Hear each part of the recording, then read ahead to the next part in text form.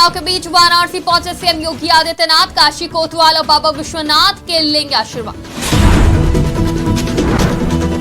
गाजियाबाद में गरजे केंद्रीय रक्षा मंत्री राजनाथ सिंह, कहा इंडी अलायंस का मोए मोए करेगी जनता।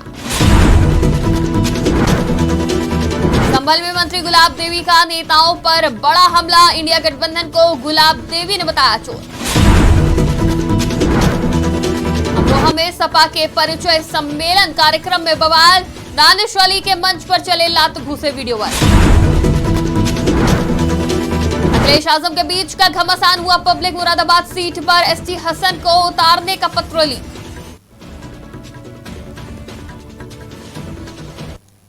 नमस्कार, आज की खबर में आपका स्वागत है। मैं हूं आपके साथ शिखा मेहरोत्रा। शुरुआत करते उत्तर प्रदेश खबरों की। लोकसभा चुनाव के लिए काशी क्षेत्र की सीटों पर मंथन करने के लिए उत्तर प्रदेश के मुख्यमंत्री योगी आदित्यनाथ 2 दिवसीय दौरे पर वाराणसी पहुंचे, जहां चुनाव से ठीक पहले सीएम योगी आदित्यनाथ ने बाबा विश्वनाथ के दर्शन करे और उनका आशीर्वाद लिया और विपक्ष पर जमकर निशाना साधा।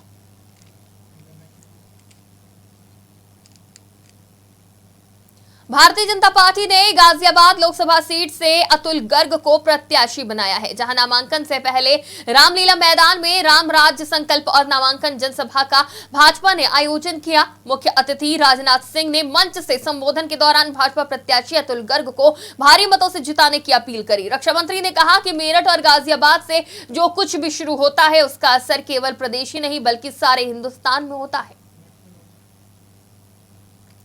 संभल में माध्यमिक शिक्षा मंत्री गुलाब देवी ने भ्रष्टाचारी नेताओं पर बड़ा हमला बोला है। बता दें, माध्यमिक शिक्षा मंत्री ने कहा है कि सारे चोर इकट्ठा हो गए हैं। जो नेता हैं भ्रष्टाचार भी करते हैं और घुड़की भी देते हैं, चुप रहने के लिए भी कहते हैं, और जो भी उन पे आरोप लगता है उसको गलत ठहराने के लिए बड़ा खूबसूरती के साथ में अपनी सफाई देते हैं। उसी संबंध में ये प्रेस कॉन्फ्रेंस बुलाई गई है कि ऐसे भ्रष्ट नेताओं के खिलाफ आवाज उठनी चाहिए, और जिस प्रकार से न्यायालय इनके लिए माफ नहीं कर रहा है, इनको जमानत नहीं दे रहा है, तो जनता भी इनको माफ नहीं करे।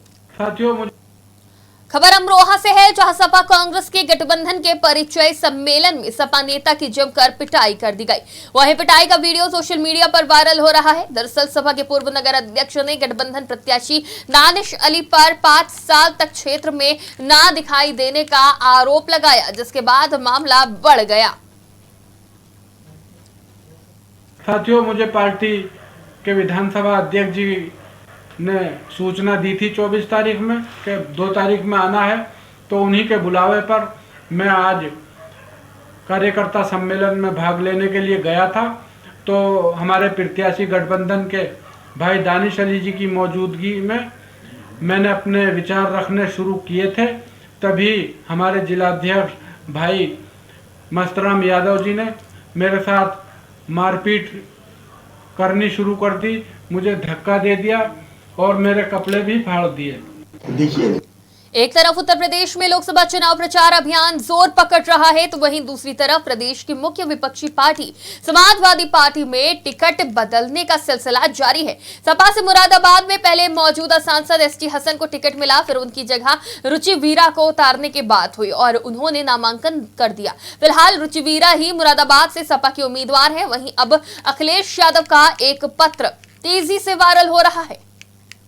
देखिए, अखिलेश जी तो मुझे चाहते थे कि मैं दोबारा चुनाव लड़ूं और मेरा निरस्तीकरण नहीं होना चाहिए, और उसी सिलसिले में उन्होंने लेटर भेजा था और ताकि मैं ये दाखिल करके उसका निरस्तीकरण कराऊं, लेकिन टाइम ज़्यादा हो गया था। जब टाइम 3 बजे के बाद ये मौसूल हुआ, ये लेटर आपने कहाँ से निकाला, कैसे मिला, ये तो मुझे नहीं मालूम, लेकिन यह हकीकत है कि अखिलेश जी मुझे चुनाव लड़ाना चाहते हैं।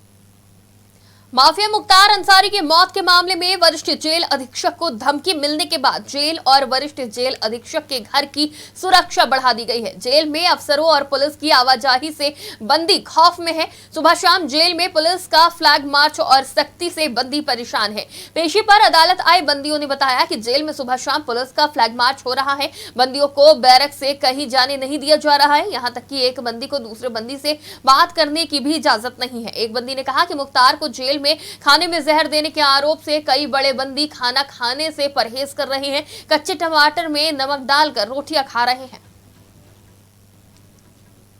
खबर बांदा से है, जहां एसीजेएम प्रथम गरिमा सिंह न्यायिक मजिस्ट्रेट मंडल कारागार पहुंची। बता दें कि गरिमा सिंह मुख्तार अंसारी की मौत के मामले में जांच करने पहुंची। इतना ही नहीं, गरिमा सिंह अंदर जेल प्रशासन की मौजूदगी में जांच कर रही एसीजेएम जांच पड़ताल के साथ साथ स्टाफ से पूछताछ भी करेंगी। यूपी के बरेली में एक महिला की हार्ट अटैक से दर्दनाक मौत हो गई। आरोप है कि पुलिस ने सभासद के कहने पर महिला को धमकाया था, जिससे वो डर गई थी। इसी डर में हार्ट अटैक से उसकी मौत हो गई। वहीं परिवार वालों ने महिला की मौत के बाद जमकर हंगामा किया, जिसके बाद सूचना पर पहुंचे पुलिस ने मामले को शांत कराया और कार्रवाई का आश्वासन दिया। मामले में सभासद समेत 2 लोगों के खिलाफ शिकायत दर्ज की गई है। थाना इज्जत नगर में रामपुरा शेरपुर में 2 दिन पूर्व रास्ता बनवाने को लेकर के पार्षद पक्ष से विवाद हुआ था। उसी संबंध में दोनों पक्षों के द्वारा थाने पर प्रार्थना पत्र दिए गए थे। एक पक्ष संजीव की वाइफ का आज आकस्मिक रूप से निधन हो गया है। बरेली में इनकम टैक्स विभाग की बड़ी कार्रवाई सामने आई है, जहां बरेली के जाने माने कॉन्ट्रैक्टर सत्य Sai builder and contractor Ramesh Gangwar और उनके साथियों पर इनकम टैक्स की रेड देखने को मिली। रमेश गंगवार को कई आईएएस और आईपीएस का करीबी माना जाता है। साथ ही कई मामलों में भी उनकी संलिप्तता बताई जा रही है। कई विभाग से रमेश गंगवार ब्लैक लिस्ट भी हैं और अधिकारियों के दम पर कई विभाग में ठेकेदारी भी कर रहे हैं। रमेश गंगवार के अन्य साथियों के यहां भी इनकम टैक्स की रेड चल रही है। हमीरपुर में तेज रफ्तार का कहर देखने को मिला, जहां पेट्रोल पंप के निकट बुधवार की सुबह दर्दनाक सड़क हादसा हो गया। बता दें कि बड़ी बहन को स्कूल बस तक छोड़ने आई थी, तभी 3 साल के मासूम बच्ची को तेज रफ्तार ट्रक कुचलते हुए निकल गई। इस हादसे में बच्ची की मौके पर ही मौत हो गई। वहीं मौके पर पहुंची पुलिस ने बच्ची के शव को पोस्टमार्टम के लिए भेज दिया और इस घटना से बच्ची के परिवार में कोहराम है।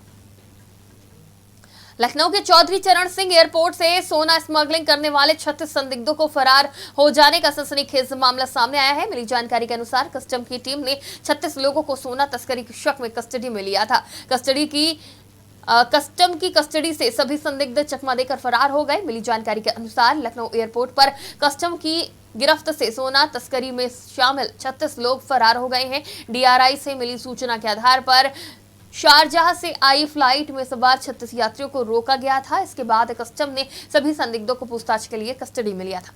डीआरआई और कस्टम्स ने सूचना के आधार पर लगभग 36 लोगों को रोका था। जब डीआरआई और कस्टम्स द्वारा जांच करी गई तो इनके पास से लगभग 3 करोड़ रुपए की सिगरेट सीज की गई थी। अग्रिम जांच के दौरान पाया गया था कि इनमें से 30 तस्करों के ने अपने पेट में सोना स्वलो कर रखा है और इन्हें पूछताछ के लिए रोका गया था।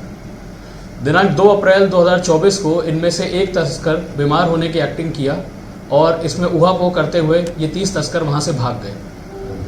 सहायक आयुक्त कस्टम्स द्वारा पुलिस को इसकी सूचना दी गई और उनके द्वारा दी गई तहरीर पर एक सुसंगत धाराओं में अभियोग पंजीकृत किया गया है।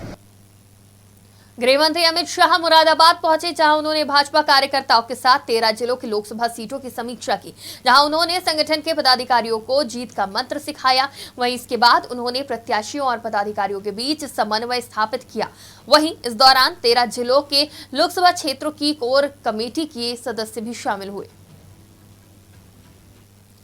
रायबरेली के एम्स से एक हैरान करने वाला मामला सामने आया है, जहां सुरक्षा गार्ड ने एक मरीज के परिसर में दौड़ा कर लात घूंसों से जमकर पिटाई कर दी। वहीं पिटाई का वीडियो सोशल मीडिया पर जमकर वायरल हो रहा है।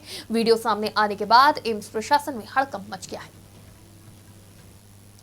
लोकसभा चुनाव को लेकर सभी पार्टियां अपने अपने प्रचार प्रसार में लगी हैं, तो वहीं समाजवादी पार्टी के प्रत्याशी मौलाना मुहिबुल्लाह नदवी अपने कार्यकर्ताओं के साथ प्रचार प्रसार में लगे हैं। ऐसे में मौलाना मुहिबुल्लाह नदवी ने अपनी जीत का दावा करते हुए कहा कि मैं समाजवादी पार्टी का कैंडिडेट हूं, विकास कार्य के मुद्दे को लेकर चुनाव मैदान में उतरा हूं और जनता का मुझे अटूट प्यार मिल रहा है। इस तरीके से चुनावी माहौल गर्म होता जा रहा है और आप जो है ग्रामीण क्षेत्रों का रुख कर चुके हैं, लोगों के बीच जा रहे हैं, क्या रिस्पॉन्स मिल रहा है? बहुत अच्छा रिस्पॉन्स मिल रहा है। देख रहे हैं आप कि सब लोग जो है वो घरों में वेलकम कर रहे हैं।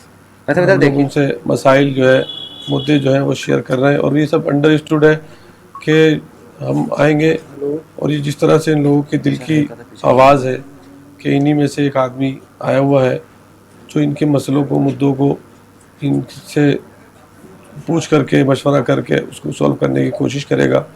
तो ये बहुत सब में उत्साह है। एक लोकतंत्र के तई एक सबसे बड़ा लोकतंत्र का एक जश्न होता है कि जिसमें हम पब्लिक अपने नुमाइंदे को, अपने प्रतिनिधि को चुनती है, तो उसके तई लोगों में एक प्रेम भी जाग रहा है। देश के लिए भी प्रेम जागता है इससे कि देश ने हमें एक अवसर दिया है, पब्लिक को, जनता को, कि वो अपना प्रतिनिधि चुने। विश्व के उत्तर प्रदेश में लोकसभा सीट सहारनपुर को लेकर सत्तारूढ़ भाजपा कोई रिस्क नहीं लेना चाहती। शायद यही वजह है कि सहारनपुर सीट पर भाजपा प्रत्याशी राघव लखनपाल शर्मा को जिताने के लिए पार्टी के तमाम दिग्गज सहारनपुर का रुख कर रहे हैं।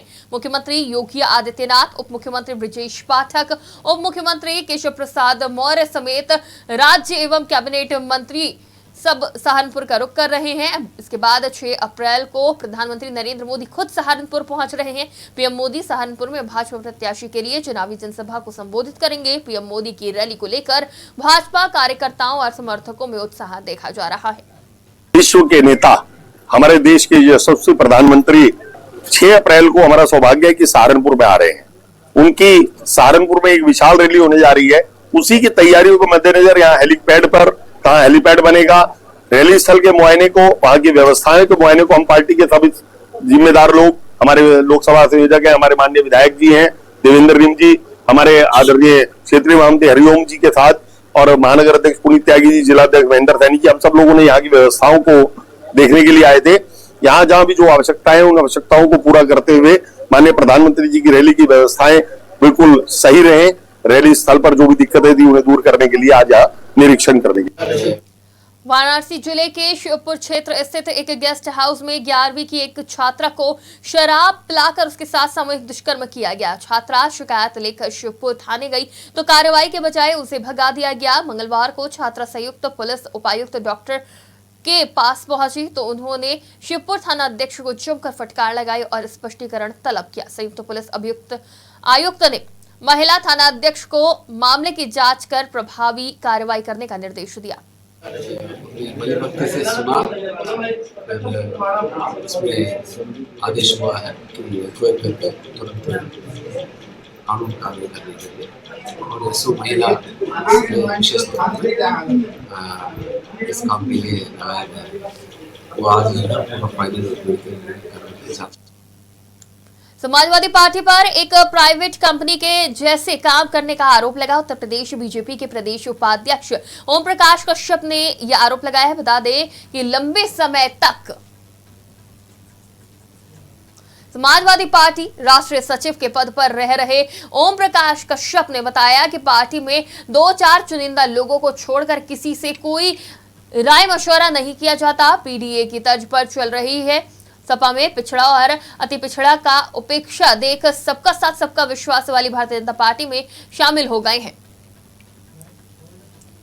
बिल्कुल, अब तो जानते हैं पहले से हमें कि हम जिस जिम्मेदारी को लेते हैं उसे बखूबी निभाते हैं और ये हमारे लिए सौभाग्य है कि देश की आज सबसे बड़ी पार्टी और हमारे आदरणीय मोदी जी जो कि अपने विचार, अपने संस्कार, अपनी बातों से आज देश से ही नहीं विदेश तक अपना परचम लहरा रहे हैं। ऐसे पार्टी में शामिल होने का और एक दायित्व मिलने का ये सौभाग्य मुझे प्राप्त हुआ है, तो इसे मैं बखूबी निभाऊंगा। समाजवादी में मैं ये कहूँगा कि अगर वहाँ से मैं अगर बीजेपी का दामन पकड़ा हूँ तो जाहिर सी बात है कि कहीं न कहीं प्रधानमंत्री जी के जो विचार हैं उनसे मैं सहमत होकर, अपने सूबे के मुखिया आदरणीय योगी आदित्यनाथ जी के विचारों से सहमत होकर के मैं इस पार्टी में आया हूँ। और एक मुद्दा और भी है जिसके लिए मैं यूँ कह लें कि मैं अखिलेश जी को एक सलाह देना चाहता हूँ कि थोड़ी सी अगर आदरणीय नेताजी के विचारों को उन्होंने समझा होता, उनके आदर्शों को समझा होता, उनसे थोड़ा सा उन्होंने बुद्धि और ज्ञान लिया होता तो आज समाजवादी से मैं नहीं, मेरे जैसे अनगिनत लोग समाजवादी का दामन छोड़ करके बीजेपी में शामिल हुए हैं। ऐसा नौबत नहीं आता।